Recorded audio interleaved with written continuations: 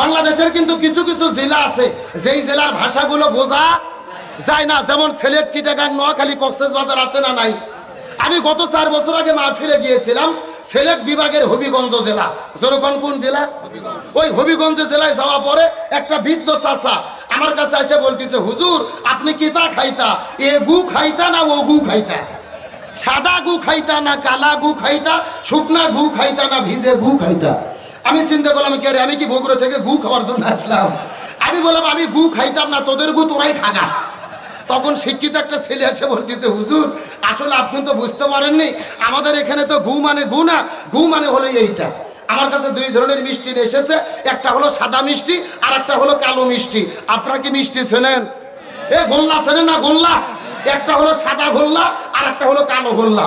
এদের বলা দরকার ছিল, হুজুর আপনি এটা খাবেন না ওটা খাবেন, সাদাটা খাবেন না কালোটা খাবেন, শুকনাটা খাবেন না ভিজাটা খাবেন। তা না বলে আমাকে বলতেছে, হুজুর আপনি এ গু খাইতা না ও গু খাইতা, সাদা গু খাইতা না কালা গু খাইতা, শুকনা গু খাইতা না ভিজে গু খাইতা।